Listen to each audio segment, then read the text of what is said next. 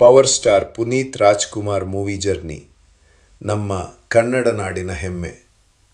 ಸರಳತೆ, ಮಾನವೀಯತೆ ಮತ್ತು ಪ್ರತಿಭೆಯ ಪ್ರತೀಕ. ಒಬ್ಬ ನಟ ಮಾತ್ರವಲ್ಲ, ಜನರ ಮನದಲ್ಲಿ ಸದಾ ಜೀವಂತವಾಗಿರುವ ವ್ಯಕ್ತಿ. ಅವರು ನಮ್ಮ ಪುನೀತ್ ರಾಜ್ಕುಮಾರ್, ನಮ್ಮ ಪ್ರೀತಿಯ ಅಪ್ಪು ಸರ್.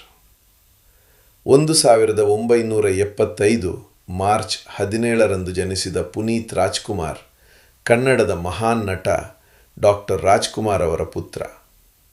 ಸಣ್ಣ ವಯಸ್ಸಿನಲ್ಲೇ ಸಿನಿಮಾಗಳಲ್ಲಿ ನಟಿಸಲು ಪ್ರಾರಂಭಿಸಿದರು.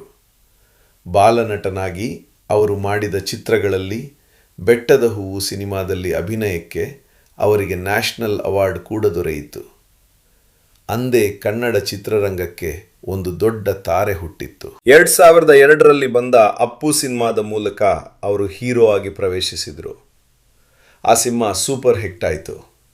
ಆ ದಿನದಿಂದಲೇ ಕನ್ನಡ ಚಿತ್ರರಂಗಕ್ಕೆ ಹೊಸ ಪವರ್ ಸ್ಟಾರ್ ಬಂದರು. ಅದರ ನಂತರ ಬಂದ ಸಿನಿಮಾಗಳು ಅಭಿ, ವೀರ ಕನ್ನಡಿಗ, ಮೌರ್ಯ. ಪ್ರತಿ ಸಿನಿಮಾದಲ್ಲೂ ಅವರ ಎನರ್ಜಿ ಮತ್ತು ಡ್ಯಾನ್ಸ್ ಅಭಿಮಾನಿಗಳನ್ನು ಹುಚ್ಚೆಬ್ಬಿಸಿತು. ನಂತರ ಬಂದ ಸಿನಿಮಾಗಳು ಕನ್ನಡದಲ್ಲಿ ದೊಡ್ಡ ಯಶಸ್ಸು ಕಂಡವು. ಮಿಲಾನ, ಜಾಕಿ ಹುಡುಗರು, ಪವರ್, ರಾಜಕುಮಾರ.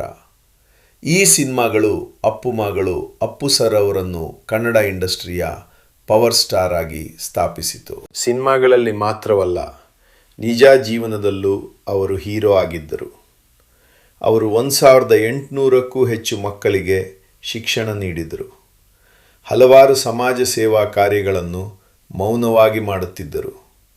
ಆದ್ದರಿಂದ ಜನರು ಅವರನ್ನು ರಿಯಲ್ ಹೀರೋ ಎಂದು ಕರೆಯುತ್ತಿದ್ದರು.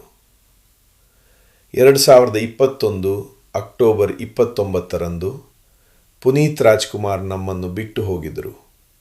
ಆದರೆ ಅವರ ಸಿನಿಮಾಗಳು, ಅವರ ಒಳ್ಳೆಯತನ, ಅವರ ನಗು ಎಂದಿಗೂ ನಮ್ಮ ಹೃದಯದಲ್ಲಿ ಜೀವಂತವಾಗಿರುತ್ತದೆ. ಅಪ್ಪು ಸರ್, ನೀವು ನಮ್ಮ ಮನಸ್ಸಿನಲ್ಲಿ ಸದಾ ಇರುತ್ತೀರಿ.